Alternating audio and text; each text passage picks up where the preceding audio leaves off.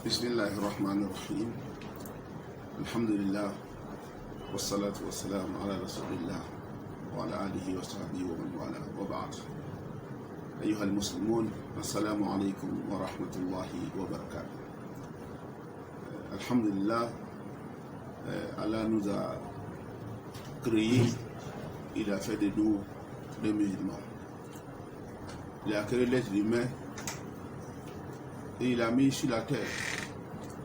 Et dans ce monde, on a beaucoup de choses créées par Allah qui vivent avec nous sur cette terre. Allah, dans sa sunna, il met sa créature à l'épreuve. Alhamdulillah, Rabbil Alamin. Les épreuves ne sont pas nouvelles pour les musulmans, car nous savons que nous serons éprouvés, comme il l'a dit dans plusieurs passages du Saint-Coran. Et le prophète sallallahu alayhi wa sallam a parlé de ça. Et aujourd'hui, le monde fait face à un problème, une autre épreuve, qui montre que Allah subhanahu wa ta'ala, il est le tout-puissant, il est le grand, celui qui fait ce qu'il veut. C'est lui qui a son pouvoir sur la terre. Une épreuve qui a tous les médecins et tous les savants, tout le monde est étonné et tout le monde est troublé. On ne sait pas ce qu'il faut faire. On se cherche. Plusieurs pays ont montré leur défense vis-à-vis de cette maladie, qui montre la puissance de notre Seigneur subhanahu wa ta'ala. Mais nous, en tant que musulmans, si le problème arrive, on a des directives que Allah nous a données et le prophète nous a tracées, sallallahu alayhi wa sallam. D'abord, c'est une épreuve de la part d'Allah, comme nous l'avons dit. Mais si l'humanité tout entière avait respecté les directives du prophète sallallahu alayhi wa sallam, on n'allait pas arriver où nous sommes arrivés. Quand le prophète a dit sallallahu alayhi wa sallam, depuis 1400 ans, il dit si il y a une telle chose, une telle épreuve dans un endroit, il a donné une leçon pour deux personnes. Les personnes qui seront dans cet endroit et les personnes qui seront en dehors de cet endroit. Ceux qui sont en dehors de cet endroit, le prophète leur dit, sallallahu alayhi wa sallam, il ne faut pas qu'ils aillent où se trouve l'épidémie. Et ceux qui sont là-bas, et aussi il ne faut pas qu'ils sortent en fuyant de cette épreuve. Cet enseignement prophétique, si le monde avait pratiqué cela, on n'allait pas arriver où nous sommes. Je parle du cas de la Côte d'Ivoire. La première fois où la maladie a été détectée, c'est des voyageurs qui ont fait le déplacement avec le virus. Parce que le prophète, il a interdit cela. Car même si tu crois que tu n'es pas atteint par le virus, parce que tu as un anticorps qui résiste devant le virus. Mais lorsque tu sors pour aller dans un endroit, tu vas rencontrer des gens, leur anticorps n'est pas plus puissant comme le sien ou comme le tien. Donc alors, ils vont entamer la maladie. Dès que la maladie a commencé, on pouvait maîtriser lorsque les gens qui sont concernés, je parle l'exemple de la Chine, même si ce n'est pas toute la Chine, c'est l'endroit où ça s'est déclenché. Si on faisait un embargo, comme le prophète l'a dit, personne ne rentre là-bas et personne ne sort, ça allait se limiter là-bas. Mais malheureusement, on a désobéi aux enseignements du prophète, et voici les conséquences. Donc aujourd'hui, tout le monde, nous sommes en face de ces problèmes. certains pays ont pris des mesures, y compris la Côte d'Ivoire, qui est notre pays. Des mesures qui ont été prises par le gouvernement, par le Conseil de sécurité, qui a été présidé par son Excellence, le président de la République, Alassane Ouattara.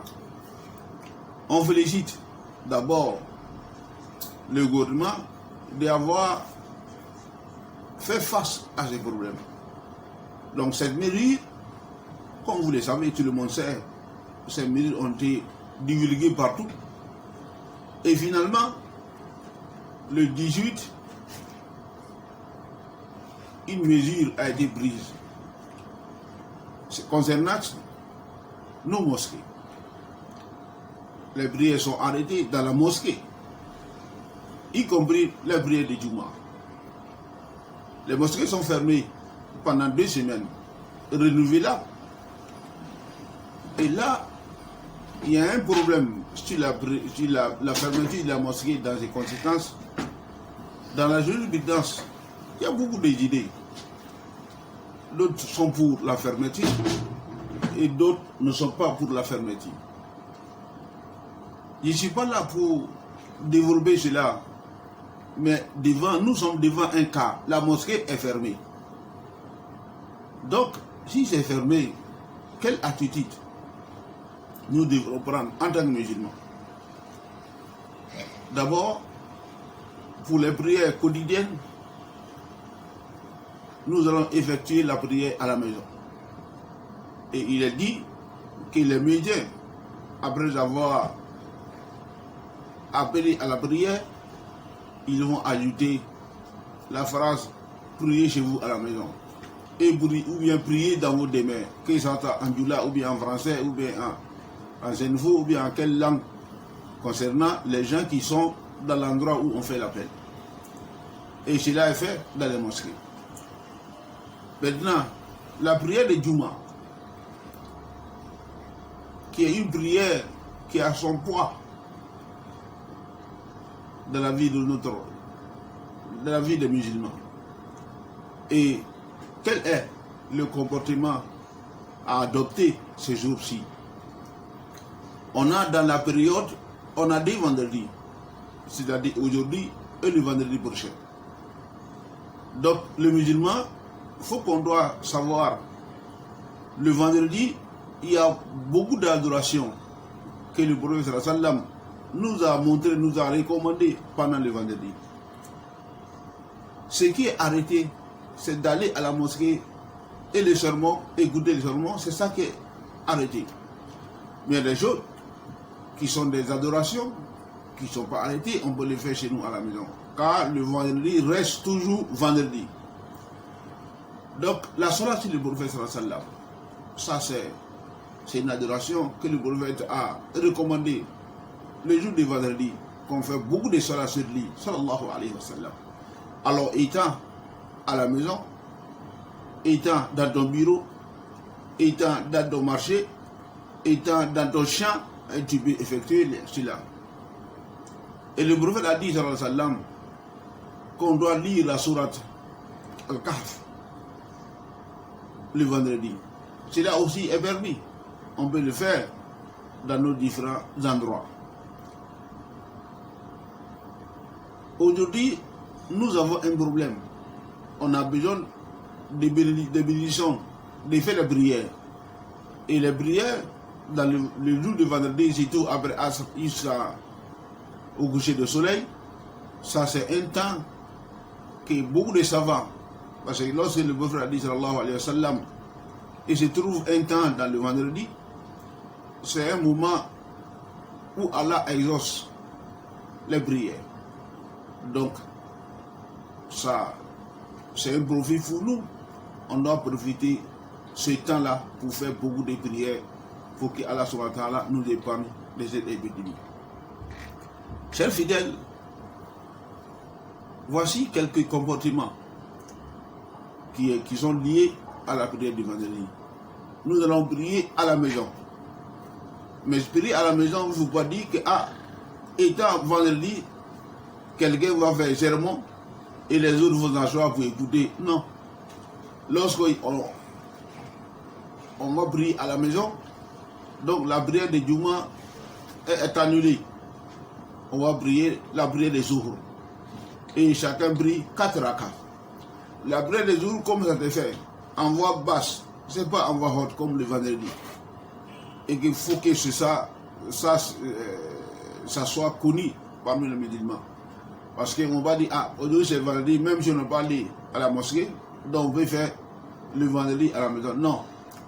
Vendredi, la prière de vendredi, c'est une prière qui a ses conditions. On ne les fait pas individuellement comme les autres prières. C'est une adoration de groupe. Une adoration qui a ses conditions, qui se fasse dans la mosquée. Ce n'est pas dans les demeures. Si tu vois que les savants se prononcent sur les vendredis, la candidate du vendredi dans une ville, c'est parce que les vendredis, on doit les faire ensemble. Donc, ce n'est pas permis que chacun se mette à faire la prière du vendredi chez lui à la maison. La prière, on revient comme était la prière le jeudi, le samedi, le dimanche et autres. C'est-à-dire prier la prière de Zuhr. Chers fidèles, l'épidémie est là. Nous les musulmans, surtout dans nos temps, nous sommes éprouvés. En plus, le temps est très important en islam. Allah subhanahu wa ta'ala a juré par le temps dans le Coran, dans plusieurs passages. Et aussi, il a juré par les mouvements du temps. Wal Fajr, Wal Asr, Wal Sabh, ainsi de suite. Pour montrer l'importance du temps. Et certains savants l'ont dit, l'homme est composé du temps. Donc on doit profiter de notre temps.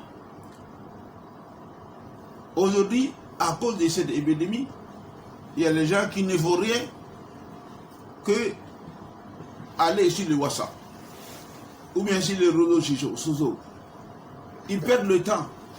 Tout ce que nous faisons, c'est pour prendre les informations ici et là-bas pour envahir notre société. Ce n'est pas le temps. C'est le temps de faire des bénédictions. C'est le temps d'adorer Allah subhanahu wa ta'ala. Il ne faut pas perdre ton temps à prendre toutes les informations. Parce que les fausses informations sont nombreuses. Et chaque fois, il y a un changement. Tu prends quelque chose le matin, le soir, on va dire que ce n'est pas vrai. Donc alors, quand tu participes à la propagation du mensonge, tu auras ta part dans les péchés du mensonge. Alors, chers fidèles, Allah subhanahu wa ta'ala dit, Innamal usri yusra. Quelle que soit la difficulté, il se trouve à côté de la difficulté une facilité. Alors, soyons sûrs et certains que Allah subhanahu wa ta'ala, Rahim, Raouf, Dieu miséricordieux, il va nous épargner de cette épidémie. Mais quand est-ce que ça va prendre fin? On ne le sait pas, c'est Allah qui sait. Mais ça va prendre fin. Toi qui as vécu ce moment-là, tu seras comment? Tu seras parmi ceux qui ont fait des prières, ceux qui ont profité de ce temps pour faire beaucoup de doigts, sadaka, ou bien tu seras parmi qui? Ceux qui mentaient, ou bien ceux qui participaient à la propagation du mensonge. Donc, ça va terminer. Et comment ça sera? Toi, ta position. Quelles seront les choses qui seront écrites pour toi? Les choses qui sont écrites pour toi dans ta Yawm al-Qiyamah, tu vas les trouver dans ton livre. Donc, on doit penser beaucoup à ça. Si les mosquées sont fermées, nous, demain, c'est une occasion pour nous. Nous sommes préoccupés dans la vie quotidienne. La famille a été délaissée. La famille a été délaissée par beaucoup de musulmans. C'est une occasion que tu pries avec ta famille. Tu profites de ça pour faire des enseignements.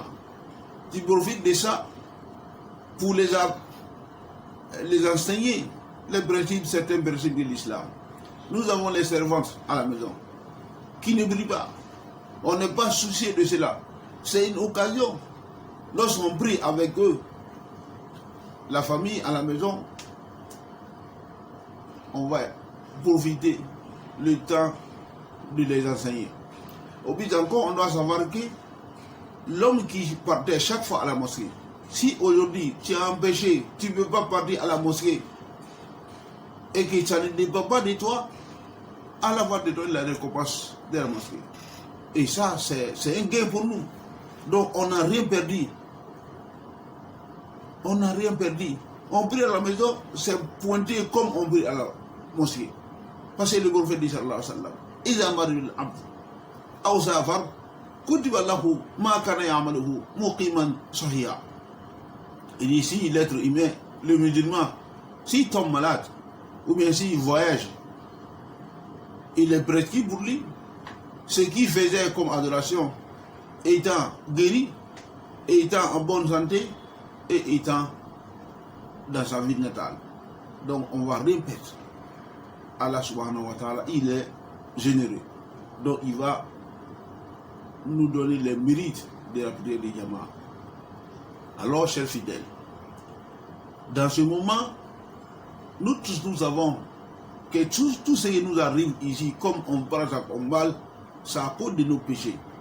Allah dit subhanahu wa ta'ala, وَمَا أَصَابَكُم مِّن مُّصِيبَةٍ فَبِمَا كَسَبَتْ أَيْدِيكُمْ وَيَعْفُو عَن كَثِيرٍ. Tout ce qui vous atteint comme calamité, comme fitna, il faut savoir que c'est à cause de ce que vous avez fait, à vos propres mains. C'est à cause de nos mauvais comportements. On a des comportements aujourd'hui, Allah anéantir un peuple à cause de ça. Mais cela est fait partout. Plusieurs comportements. Cela est fait partout. Mais Allah subhanahu wa ta'ala nous laisse faire. Et ne croyez pas que Allah ne voit pas. Allah n'oublie pas. Comme dit la dit subhanahu wa ta'ala. وَلَا يَحْسَبَنَّ اللَّهَ غَافِلًا عَمَّا يَعْمَلُ الظَّالِمُونَ إِنَّمَا يُؤَخِّرُهُم لِيَوْمٍ تَشْخَصُ فِيهِ الْأَبْصَارُ. Ne pensez pas que Allah, il ne voit pas ceux qui font du mal, les injustices sur la terre. Ceux qui sont injustes, Allah les voit. Ceux qui sont pervers, Allah les voit. Ceux qui volent, ceux qui forniquent, ceux qui mentent, ceux qui font les péchés, Allah les voit. Donc, c'est une manière de nous éprouver et de nous récompenser certains faits sur la terre. Donc, nous les musulmans, notre comportement vis-à-vis de ça là, qu'est-ce que ça doit être? D'abord, il faut un repenti sincère. Il faut qu'on se repente à Allah subhanahu wa ta'ala. On arrête ce qu'on est en train de faire comme mauvais. Tout ce que Allah a interdit, il faut qu'on fasse stop à ça. On s'arrête d'obéir à Allah subhanahu wa ta'ala. On montre à Allah une nouvelle page et on réveille Allah subhanahu wa ta'ala. Dieu a dit dans plusieurs passages, il dit lorsque mon châtiment arrive à un peuple qui révèle à Allah subhanahu wa ta'ala et qui me demande pardon, et je vais pardonner ceux-là. Donc alors, nous sommes dans ce cas. À cause de notre péché, nous avons été ébroués par notre Seigneur subhanahu wa ta'ala. Donc, on doit faire un bon repenti, demander pardon à Allah subhanahu wa ta'ala. Dans ce repenti, on accompagne ça par l'istighfar. Ça veut dire, Allah, pardonne-moi. On fait beaucoup d'istighfar. Allah dit subhanahu wa ta'ala, il ne va jamais châtier les gens étant le prophète entre eux. Il ne va jamais châtier les gens tandis qu'il demande pardon à Allah subhanahu wa ta'ala. Donc si nous demandons pardon à Allah subhanahu wa ta'ala, Allah va nous épargner de cela. Comme il a dit encore dans Surah al-Nur, dans Surah al-Hud, et nous s'adresse à sa communauté, demandez pardon à Allah. Allah va vous donner beaucoup de chances sur la terre, y compris la santé. Dieu va vous donner une force, une santé forte et aussi une richesse forte une belle visite était. Donc tout ça dépend des sifars. Alors, deuxième comportement, après le bâti, il faut que nous fassions les sifars. Et encore, des bénédictions de prière. Il faut qu'on prie. On revient en lui demandant de nous épargner de cette calamité. C'est une maladie. C'est Allah subhanahu wa ta'ala qui est la solution. Le prophète sallallahu alayhi wa sallam nous a enseigné beaucoup de zikr, beaucoup de prières. Les musulmans ne savent pas cela. On a Azkar al-Sabah ou Azkar al-Masa. Des zikrs qui sont liés au matin et des zikrs qui sont liés au soir. Le prophète sallallahu alayhi wa sallam, il zikre Allah tout moment pour que Allah le protège. On a les zikrs le matin que le prophète dit sallallahu alayhi wa sallam, lorsqu'on récite ça le matin, rien va te trouver, rien va t'avoir. Tu seras épargné de tout malheur jusqu'au soir. Et si tu récites le soir, ce sera la même chose jusqu'au matin. Le prophète sallallahu alayhi wa sallam, celui qui dit Bismillahi alladhi la yadurru ma asmihi shay'un fil ardi wala fis sama huwa samiun alim. C'est pour nous pouvons enseigner nos enfants, nos familles cette doigt et chacun va réaliser cela. Donc c'est un zikr qui est très important. Et encore le prophète sallallahu alayhi wa sallam, il demandait la protection d'Allah contre beaucoup de maladies et les maladies graves. Allahumma inni a'udhu bika min al-barasi wal juzam wal junun wa min sayyi al-asqam. C'est un zikr qu'on doit apprendre, qu'on doit beaucoup réciter dans le temps. Et encore, on a Surah al-Ikhlas, Muawiyatayn, Ayat al-Kursi. Ce sont des zikrs que le prophète sallallahu alayhi wa sallam faisait le matin ainsi que le soir. Ayat al-Kursi, tout le monde le connaît. Et Surah al-Ikhlas, Qul huwallahu ahad, et Qul a'udhu bi rabbil falaq, et Qul a'udhu bi rabbin nas. On doit régulièrement réciter ces versets-là. C'est des versets de protection au matin et au soir aussi. Donc, on doit prier. Et le prophète a dit aussi, sallallahu alayhi wa sallam, si tu sors de la maison, tu récites un zikr et tu seras protégé par Allah subhanahu wa ta'ala. Donc, en sortant à la maison, tu dois t'adosser à Allah subhanahu wa ta'ala. Ces versets et ces zikrs, on doit obligatoirement venir vers les savants, venir vers les sachants, pour qu'on nous enseigne ces versets-là. Il y a les derniers versets de la Sourate al-Baqarah. Le prophète sallallahu alayhi wa sallam, si on récite ça dans une nuit, ça te suffit comme protection.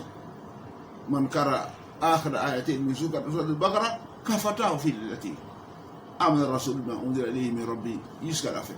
Donc c'est un des zikrs que le prophète nous a donné sallallahu alayhi wa sallam. Il y a beaucoup de zikrs. Les zikrs lorsqu'on sort de la maison, les zikrs lorsqu'on rentre de la maison, et aussi des zikrs pendant le sommeil, les zikrs lorsqu'on se réveille. Tout cela, ce sont des moyens pour nous protéger, comme le prophète l'a dit, sallallahu alayhi wa sallam. Chers fidèles, ici, nous sommes dans l'épreuve. Il faut que nous montrons à Allah subhanahu wa ta'ala notre faiblesse. Il faut que nous montrons à Allah subhanahu wa ta'ala notre impuissance. Parce que tout le monde entier a été impuissant devant cette calamité. Donc on demande à Allah subhanahu wa ta'ala pour qu'il nous protège, qu'il continue de protéger la Côte d'Ivoire. Je dis, les mesures sanitaires qui ont été dites par les agents de la santé, on doit beaucoup respecter cela. Le prophète sallallahu alayhi wa sallam ainsi que Allah subhanahu wa ta'ala nous dit fas'alu ahla dhikr in kuntum la ta'lamun. Demandez aux détenteurs de savoir lorsque vous ne savez pas. Donc, ce qui concerne le corps, c'est eux qui savent cela. Et ils ont donné beaucoup de directives, en commençant par se laver la main régulièrement, matin comme soir, en se protégeant, en limitant les groupes, les rassemblements, en se saluant, en se serrant la main. Donc, c'est des choses qu'on doit mettre en pratique pour que Allah subhanahu wa ta'ala nous épargne.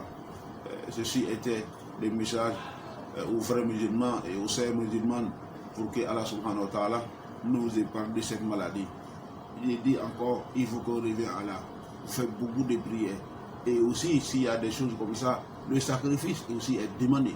On fait beaucoup de sacrifices, on fait beaucoup de bienfaisances, tout en demandant à Allah subhanahu wa ta'ala qui nous épargne de cette épreuve, que Allah subhanahu wa ta'ala nous épargne, que Allah exauce nos prières, que Allah subhanahu wa ta'ala protège notre pays de la Côte d'Ivoire et tous les musulmans qui sont concernés de cette maladie. هذا والله أعلم وصلى الله وسلم على محمد وعلى آله وصحبه أجمعين.